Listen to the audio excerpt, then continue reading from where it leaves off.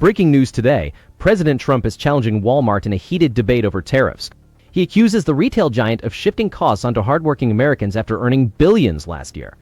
Trump argues that Walmart should absorb the tariffs instead of increasing prices, presenting this as a battle against corporate greed and in support of American jobs. The lines are clearly drawn, big business versus the American worker, with high stakes at play. Hello, and welcome to That News Show, where we discuss the latest facts, fakes, and hypocrisy as reported by the legacy media. Let's roll the tape. CNN reports Trump to Walmart. Eat the tariffs, don't pass them on to customers. Good evening, America. Have you noticed that the corporate giants who spent decades offshoring American jobs are now suddenly concerned about your wallet? Last year, Walmart made billions, yet they claim they can't absorb tariffs on Chinese goods without hiking prices. Really?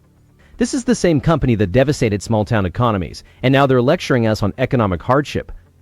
President Trump has challenged them to prioritize Americans for once, putting customers ahead of shareholders. But here's what they're not telling you. These tariffs are addressing decades of unfair trade practices that have eroded our manufacturing base. The previous administration, under Biden and Harris, capitulated to China while claiming to champion working families. The real issue isn't just about potential price increases. It's about why we allowed ourselves to become so reliant on foreign manufacturing in the first place. Time to dive in.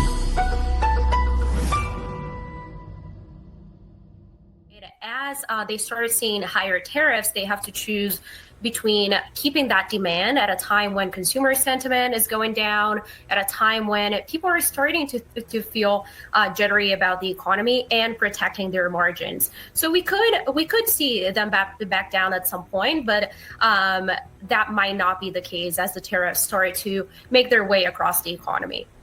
So what does this potentially mean, for the millions of Americans who do shop at Walmart and other retailers who import a lot of their products from China and other countries that are indeed facing higher? Well, folks, the reality is that these tariffs are finally addressing a decades-long issue that has severely impacted American manufacturing, while corporations like Walmart have been making massive profits. It's clear that President Trump is justified in insisting that Walmart absorb these tariff costs instead of passing them on to hardworking Americans. Consider the numbers. Walmart's profits last year far exceeded expectations. Their business model, heavily reliant on inexpensive Chinese imports, has undermined American factories and shipped jobs overseas. Now, with President Trump taking decisive action to repatriate those jobs, Walmart claims it cannot afford these changes. That's hardly believable. The reduction of tariffs from 145% to 30% on Chinese goods is a significant compromise by the White House. This showcases President Trump's negotiation prowess, starting tough, then striking a balance that continues to protect American interests. Yet, Walmart's immediate reaction was to threaten price hikes on everyday items. This underscores the necessity of Trump's leadership. The previous administration under Biden and Harris spent 4 years yielding to China and global corporations, neglecting American workers in the process. They prioritized climate accords and global approval over American jobs and sovereignty. The economic data speaks volumes. Even with reduced tariffs, we're experiencing the highest effective tariff rate since 1934. This highlights the extent of decline under policies that favored global interests over America's. President Trump is simply rebalancing a system that has long been rigged against American workers. Regarding concerns about rising consumer prices, it's important to note that any short-term adjustments are an investment in America's future, as per the Tax Foundation's analysis. The slight discomfort is a worthwhile price for revitalizing our manufacturing sector and reducing reliance on a hostile foreign power. What often goes unreported is China's ongoing economic aggression, including currency manipulation, intellectual property theft, and undercutting American businesses. Previous administrations turned a blind eye to these actions. President Trump is confronting these challenges head-on. For too long, companies like Walmart have benefited from cheap Chinese labor at the expense of American communities. Now that they are asked to contribute to the rebuilding of American industry, their hesitation reveals their true priorities: profit margins over American workers. So for consumers, it's a matter of making choices, right? So if prices start to go up at a fast rate, they might start to pull back on some other things like vacations, for example, right? Mm-hmm. And we are starting to see people feel a little less inclined to buy non-essentials at this point. Yeah, and among the consumers, who are likely to be hardest hit? In this case, of course, it's low-income consumers. Absolutely. Let's be clear about the current economic situation. The American consumer is caught in the middle of a much-needed economic correction. Over the years, our manufacturing base has eroded, while companies like Walmart have built empires on inexpensive Chinese imports. Recently, Treasury Secretary Bessent confirmed that Walmart would absorb some of these tariffs, a move that aligns with their substantial profit margins and market dominance. Consider the figures. Walmart generated nearly $686 billion. Their gross margin rate increased by 12 basis points, as per their latest earnings release, and their annual report indicated a 40 basis point increase in gross profit percentages for fiscal 2025. These figures clearly show that Walmart is more than capable of managing tariff adjustments. We are now seeing President Trump hold these corporate giants to account. After years of the Biden-Harris administration's leniency towards China and global corporate interest, we have a leader who stands up for American workers and manufacturing. When Macmillan says they aren't able to absorb all the pressure of tariffs, he essentially means they prefer not to disturb their shareholders while we rebuild our industrial base. Walmart has thrived by importing goods from countries with lax regulations, benefiting immensely while American factories shut down and communities suffered. With President Trump's leadership, they are being asked to support American economic sovereignty, and they are resisting. Treasury Secretary Bessent even had to personally call Macmillan to discuss this issue. This direct engagement from the administration ensures that corporations like Walmart don't pass undue costs on to consumers. This hands-on approach is precisely what we need. Unlike the previous administration, which would have retreated at the first sign of corporate resistance and focused more on global approval ratings, President Trump recognizes that short-term sacrifices are essential for long-term prosperity. Yes, some costs may eventually affect consumers, but the advantages of revitalizing our manufacturing sector and reducing dependency on China far outweigh these temporary challenges.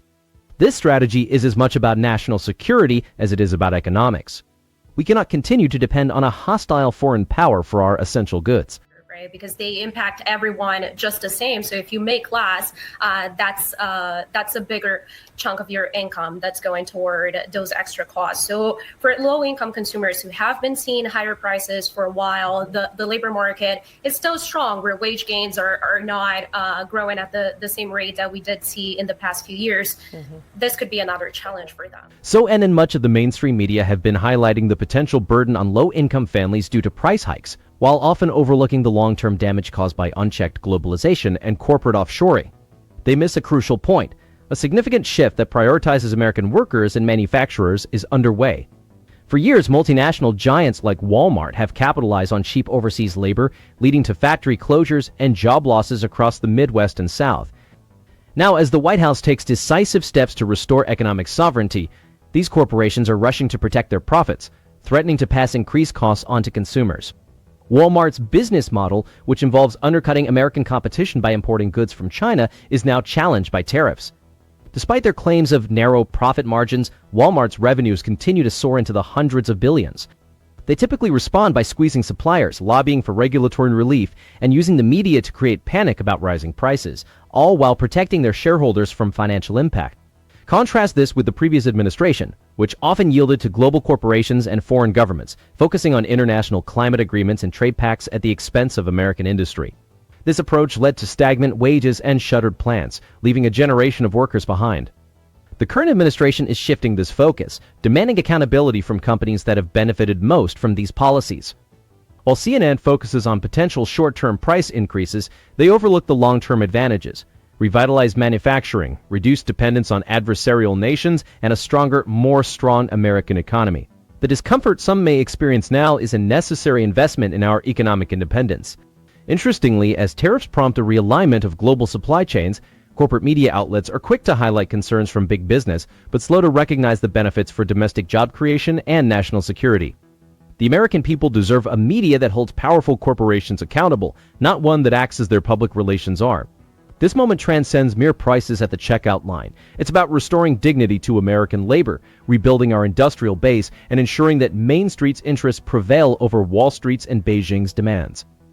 As the administration stands firm, it's clear who is truly fighting for the future of our country and who is clinging to a failed status quo. But I see it as a softening of consumer demand. And I think all the uncertainty that's happening in the supply chain, and we also need to understand that a lot of people are not just consumers in the supply chain, they're also workers in the supply chain, that this is leading to some uncertainty that is softening consumer demand.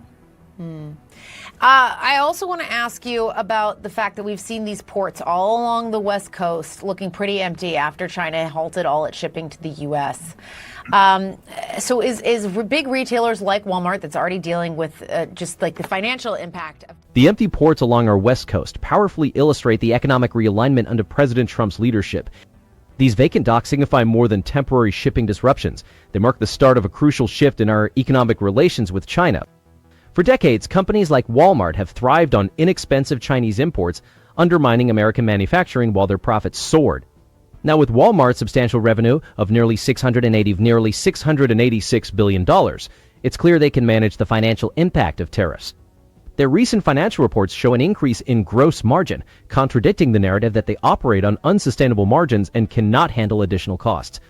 When Walmart CEO Doug McMillon says the company cannot absorb all tariff pressures due to narrow retail margins, he essentially suggests that shareholder comfort is more important than rebuilding America's industrial base.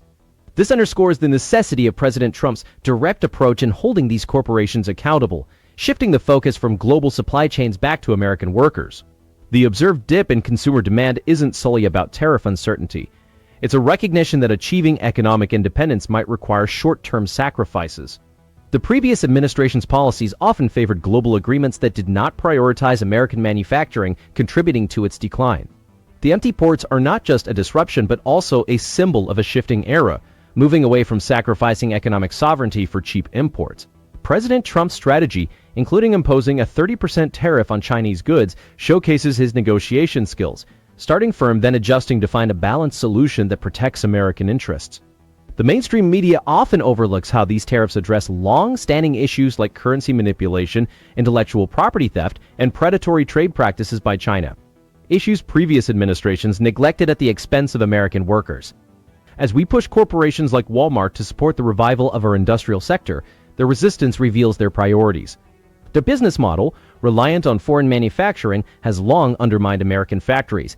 This adjustment period is not only necessary, it's a patriotic step toward restoring our manufacturing strength.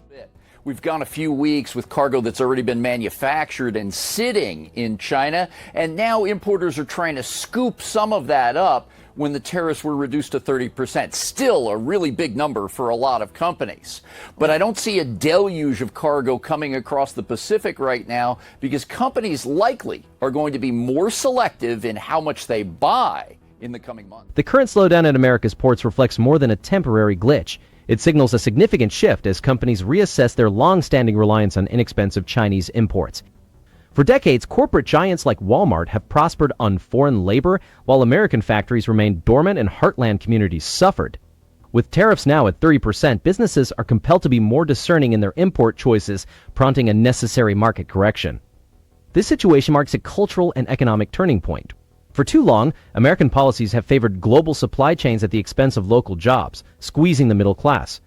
The previous administration was quick to give up American use in global agreements, impacting our manufacturing sector and wage growth. In contrast, the current leadership prioritizes American interests, challenging the influence of multinational corporate boardrooms. Walmart, with its substantial revenue and market cap, is well equipped to manage these changes. Despite their ability to support American manufacturing and mitigate tariff impacts, they choose to pass additional costs onto consumers, continuing a long-standing corporate practice of prioritizing shareholder profits over public welfare. The cultural implications of this shift are profound.